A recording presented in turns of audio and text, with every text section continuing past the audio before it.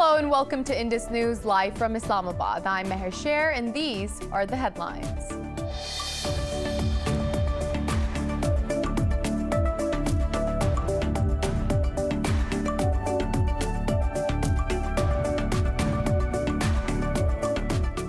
Pakistan has urged the international community to take notice of the gross human rights violations in Indian-occupied Jammu and Kashmir. Foreign Minister Shah Mahmood Qureshi said this while addressing a photography and cultural exhibition organized in Islamabad to pay tribute to the Kashmiris. Qureshi said the Indian aggression in occupied Kashmir is unsustainable.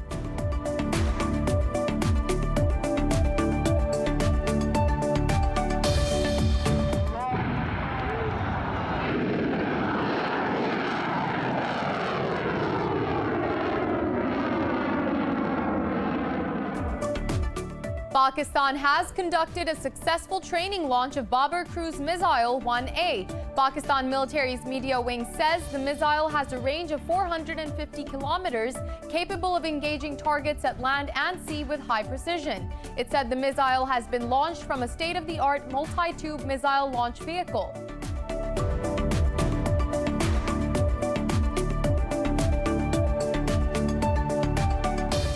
In Myanmar, a close aide to ousted leader Aung San Suu Kyi has been detained in a new wave of arrests following last week's military coup.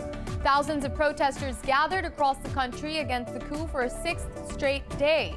Meanwhile, U.S. President Joe Biden also announced sanctions on Myanmar's military rulers over the last week's coup.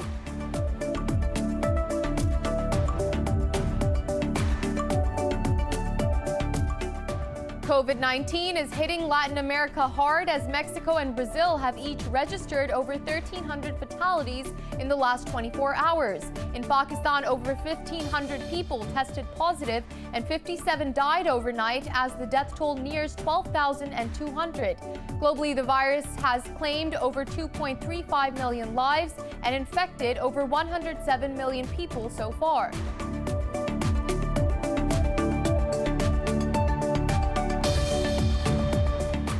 And in cricket, South Africa have put Pakistan to bat after winning the toss in the first T20 at the Gaddafi Stadium. It's the first time the two teams are playing a T20 series in Pakistan.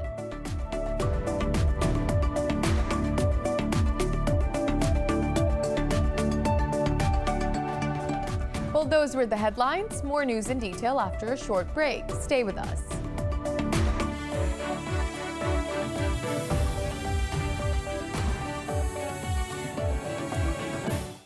Welcome back. And now for the news in more detail, we begin in Pakistan. Pakistan has urged the international community to take notice of the gross human rights violations in Indian-occupied Jammu and Kashmir. Foreign Minister Shah Mahmood Qureshi said this while addressing a photography and cultural exhibition organized in Islamabad to pay tribute to the Kashmiris. For more details, let's take a look at this report. The Ministry of Foreign Affairs in Islamabad organized a photographic and cultural exhibition as a tribute to Kashmiris in their struggle for their right to self-determination. During his address, Foreign Minister Shah Mahmood Qureshi said, "What the Indian regime is doing in Kashmir is unsustainable." Shah Mahmood Qureshi said the diplomats should visit Azad Kashmir and Indian-occupied Kashmir to assess the ground realities and judge for themselves as to what the people want there. The foreign minister said Indian-occupied Jammu and Kashmir is under military siege over the last 18 months. He hoped the new U.S. administration, which is talking about human rights protection, will stop ignoring the ground realities in the occupied valley. He expressed the confidence that the OIC and the EU will also play their role in this regard. Linked the struggle for self-determination to terrorism. Very smartly done. They linked it to terrorism. We need the support of the international community to understand what the present regime in India has done is unsustainable. While addressing the audience, President of Azad Jammu and Kashmir, Sardar Masood Khan said, "The world is silent as they watch a cultural invasion take place in Indian-occupied Kashmir. Because a cultural invasion has started in the Indian-occupied Jammu and Kashmir. And the world is watching, but it is watching. UNESCO is silent, and so are other international organizations. There's a planning in Delhi for constructing some 100,000 temples in the occupied territory. There are threats to mosques and shrines in the occupied territory. The leaders called on the international community to play their role in solving the Kashmir crisis and to grant the people of Kashmir a free and fair plebiscite. Islamabad has called on UN Security Council to take immediate action against Indian state-sponsored terrorism in Pakistan. Pakistan's UN envoy Munir Akram said Pakistan is a victim of terrorism, including that being directed by India. In a series of tweets, Akram urged the Security Council not to allow India to derail the ongoing intra-Afghan negotiations. He said India's statement to the Council is a clear manifestation of its role as a spoiler in Afghanistan peace process. The envoy said recent UN report has validated Pakistan's actions against all terrorist groups. Akram also invoked the Council's Sanctions Committee against India for its disruptive role in the country and the region. Pakistan has provided irrefutable evidence of India's support and financing of UN-designated terrorist organizations. Meanwhile, Indian troops have martyred a 60-year-old civilian in occupied Kashmir's Baramulla district. The man was targeted during a military operation in the Uri area of the district. Meanwhile, Kashmiris are observing a complete shutdown to mark the martyrdom anniversary of a prominent leader, Maqbool Bhatt. More in this report. From a teacher to a political activist and one of the loudest voices for Kashmir's freedom, Maqbool Bhatt's journey is an inspiration for Kashmir youth. 7 days before his 46th birthday, Bhatt, one of the beacons of Kashmir's freedom struggle, was executed by India. New Delhi had hanged Bhatt in Tihar jail in 1984 and buried him in the premises of the prison. The All Parties Hurriyat Conference says the sacrifices by Kashmiris will not be allowed to go waste and their mission will be accomplished at all costs. Mobile and internet services remained suspended, while a large number of occupying forces have been deployed in Srinagar city and elsewhere to stop the protest rallies. Pakistan has conducted a successful training launch of Babur cruise missile. The missile was test launched from a state-of-the-art multi-tube missile launch vehicle. The missile has a range of 450 kilometers. It is capable of engaging targets at land and sea with high precision. And the joint military exercises of Pakistan Military Special Services Group troops and Turkish Special Forces are underway in Terbela. The drills, titled Ataturk 11, will continue for 3 weeks. The military drills are focusing on counter-terrorism, cordon and search, fire and move techniques, and close-quarter battle. Helicopter rappelling, compound clearance, and free-fall operations are also part of the exercises. Pakistan Military's media wing says the joint military exercises will further strengthen the bond between the two nations.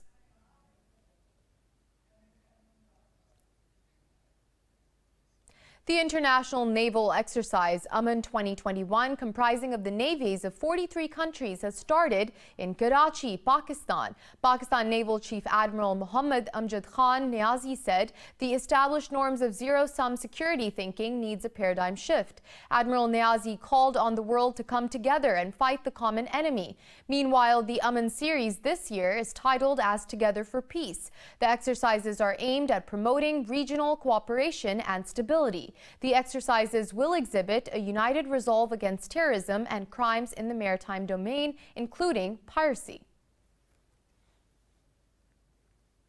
Moving on, Chinese and Indian troops have started to disengage simultaneously from the contentious Ladakh border shared by both countries. China's Defense Ministry spokesperson said the disengagement happened at the north and the south shore of Pangong Tso Lake. Meanwhile, the Indian Defense Minister Rajnath Singh said Beijing and New Delhi have reached an accord to disengage troops from the Western Himalayas. He said the agreement was finalized after several rounds of talks between military commanders and diplomats. India and China have been fighting for decades over the largely uninhabited Aksai-Chin region, including a brief war in 1962. However, the standoff turned violent last year in Sikkim state when 20 Indian soldiers were killed in a clash with Chinese troops. Moving on, India's opposition party Congress has slammed Prime Minister Narendra Modi for not addressing the concerns of the protesting farmers during his speech in Parliament. Talking to media, Congress's leader Adhir Ranjan Chaudhary said over 206 farmers have lost their lives, but the Prime Minister is not willing to say anything about it. Congress's spokesperson Randeep Surjewala said Modi's commitment to the welfare of the farmers is highly questionable. Earlier in his speech, Prime Minister Modi questioned the legitimacy of the farmers' movement. All 11 rounds of talks between the BJP government and farmers have failed. The Modi government refuses to repeal the contentious new farm laws, while the farmers say they won't settle for anything less. The Taliban have accused the Afghan government of killing at least 22 civilians over the past 2 weeks. In a statement, the Taliban said 69 others were injured as the government troops carried out 42 attacks. They said the deliberate artillery, air and ground strikes in 22 Afghan provinces forced many to evacuate their homes. The statement read that the bombardments also demolished or damaged 29 homes, 2 health clinics and other civilian infrastructure. The Taliban condemned the attacks, calling them crimes against humanity. The group also called on all involved parties and the world to play their role in preventing civilian oppression and deaths. U.S. President Joe Biden has announced sanctions against Myanmar's military rulers over last week's coup. In a press conference, President Biden called on the military to release all leaders and activists. Protesters returned to the streets of capital Naypyidaw after clashes during the anti-coup demonstrations yesterday. Hundreds of government workers marched in support of a civil disobedience campaign that has also been joined by doctors. Meanwhile, the United States and United Nations have condemned the use of force against protesters. The U.S. sanctions will block Myanmar's military's access to $1 billion of government funds held in the United States. Moving on, China's President Xi Jinping says confrontation between Beijing and Washington will be disastrous for both countries. President Xi said this during his first phone conversation with U.S. counterpart Joe Biden.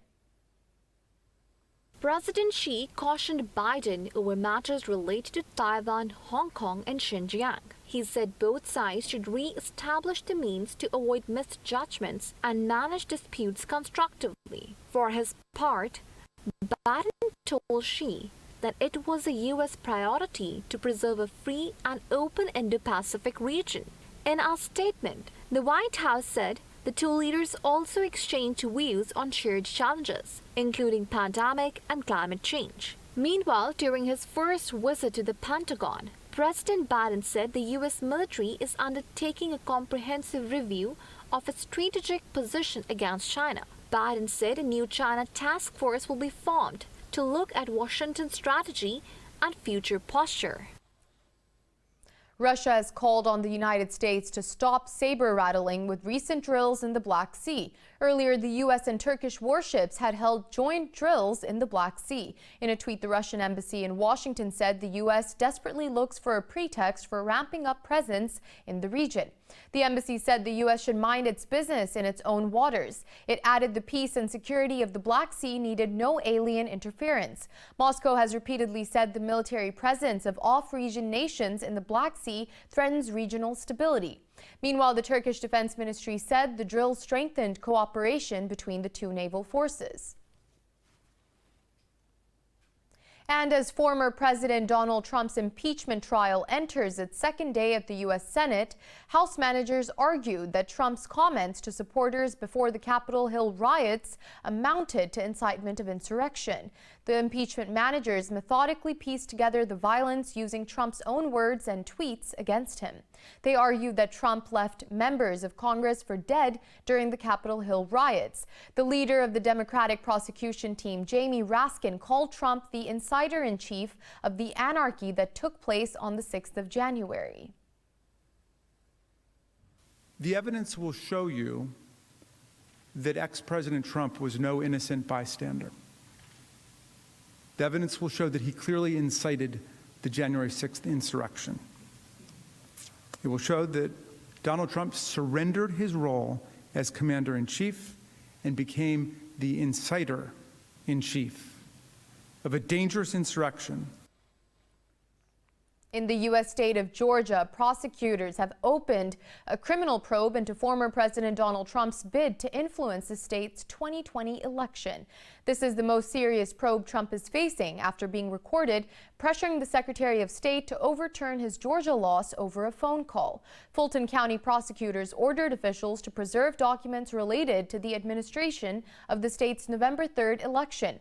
They also notified the Secretary of State, Brad Raffensperger, and Governor Brian Kemp of the investigation. The probe includes potential violations of Georgia's law prohibiting the solicitation of election fraud. Earlier on Monday, Raffensperger also launched his own fact-finding investigation of the call. Moving on, the UN's nuclear watchdog says Iran has started producing small amounts of uranium metal in the latest breach of the 2015 nuclear deal. In a statement, the International Atomic Energy Agency said its inspectors confirmed the production of 3.6 grams of metal at Iran's Isfahan facility. The statement read, IAEA Director General Rafael Grossi has informed the agency's member states about the recent developments. It said Iran's activities on uranium metal production are a part of its aim to produce fuel for the Tehran research reactor. The uranium metal can be used to make the core of an atom bomb. Meanwhile, the U.S. State Department spokesperson said Washington continues to urge Tehran to resume full compliance with the deal.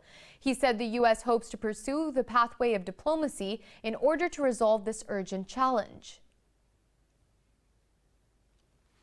We'll be back with more stories after a short break. Stay with us.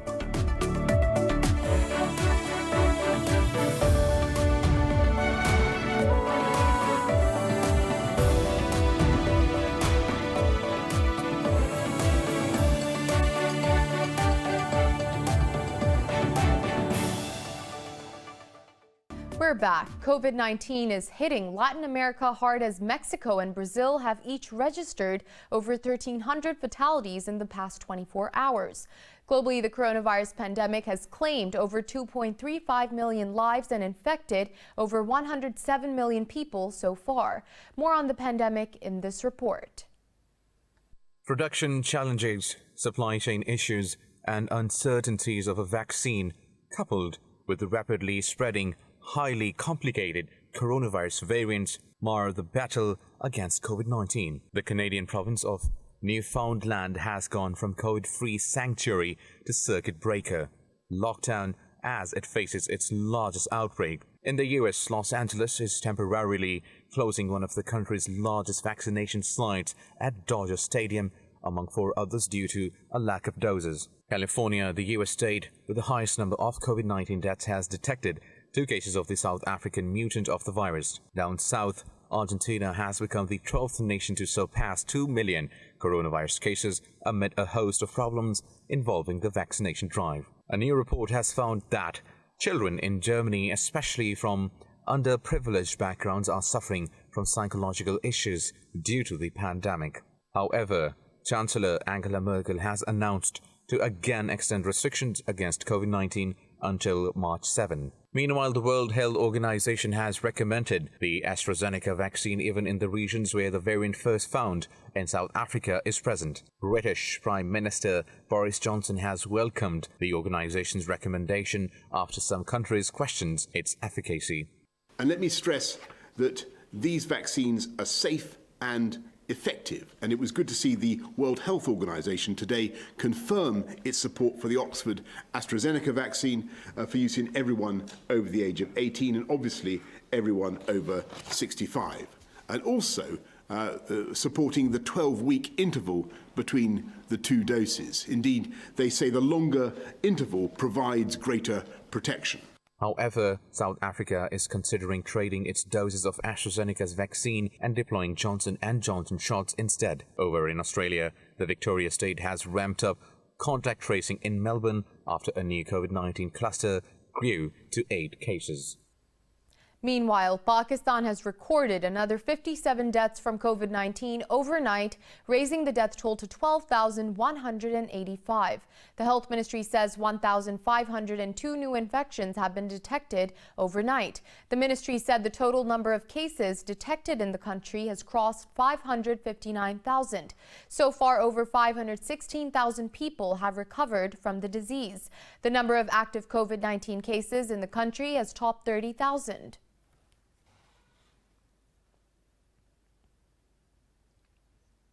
And in Pakistan, a special search and rescue mission will be looking for the missing mountaineers.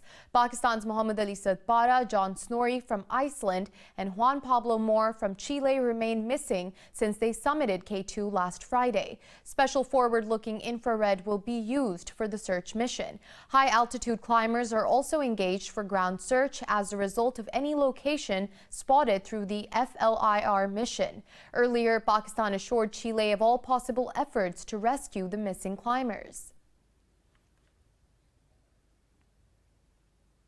Iran's envoy to Pakistan, Mohammad Ali Hosseini, has expressed his country's resolve to continue confronting unilateralism and pressure from the United States. He was speaking exclusively to Indus News correspondent Manahil Ahmed on the occasion of the 42nd anniversary of Iran's revolution in 1979. Details in this report. The day is celebration of Ayatollah Khomeini's return from exile and end of Mohammad Reza Shah's last government giving birth to an Islamic republic. The revolution was unusual for the surprise it created throughout the world, but for Iranians, it was something to cherish on. This year's celebrations come when the country grapples not only with COVID-19 pandemic, but also tense ties with the United States. Iran's envoy to Pakistan, Muhammad Ali Hosseini, says Iran's revolution has survived despite all U.S. conspiracies. Foreign countries like the U.S. were involved in Iran's internal matters the most. Terrorist groups and organizations were supported to break Iran. In the past 4 decades, America continued its rivalry with Iran by imposing all sorts of sanctions on Iran. However, the revolution remains a message to the world that the people of Iran can make decisions for themselves. Ambassador Hosseini said Iran has flourished in different sectors despite U.S. sanctions. Iran is one of the leading countries in nanotechnology. Similarly, we are ranked 16th globally in scientific progress and are also dominating in the field of aerospace. Likewise, with little resources, we achieve notable success in atomic energy. The ambassador also hailed bilateral relations between Iran and Pakistan and said the two neighbors are bonded by mutual respect. Iran was the first country to recognize the Islamic Republic of Pakistan. Since then, the relationship between the two countries has been mutually beneficial. Pakistan and Iran share a relationship of neighbors, brotherhood, friendship, and togetherness. The ambassador said Iran has extended the hand of peace and friendship to all free and right-seeking nations in the region and beyond, as it believes in a shared future based on respect for all. Manahil Ahmed, Indus News, Islamabad.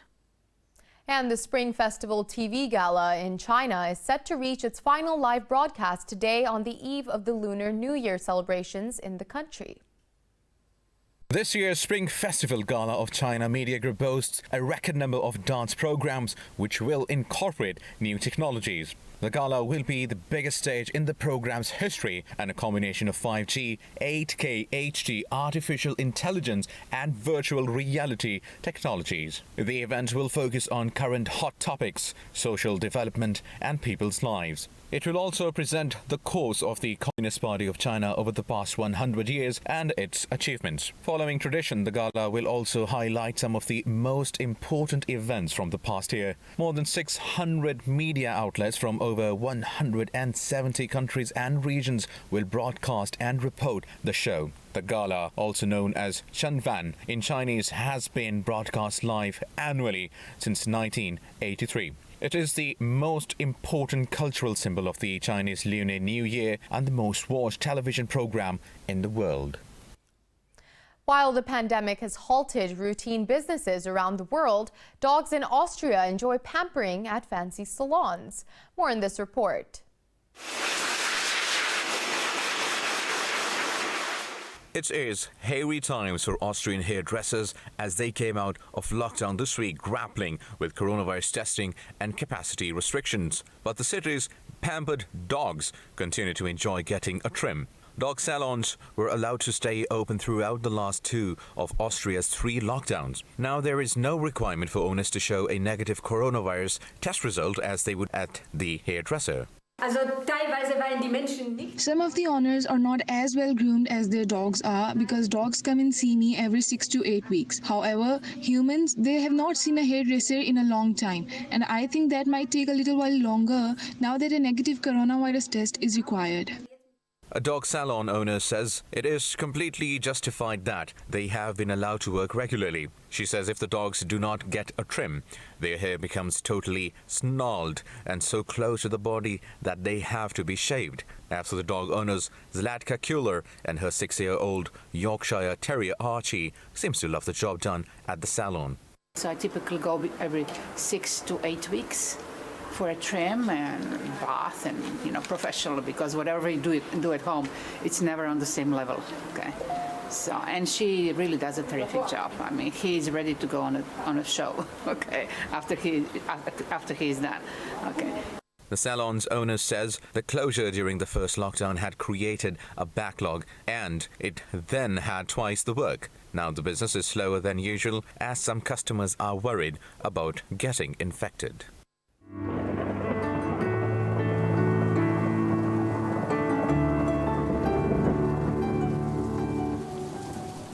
It's time now to take a look at the latest weather updates from around the world.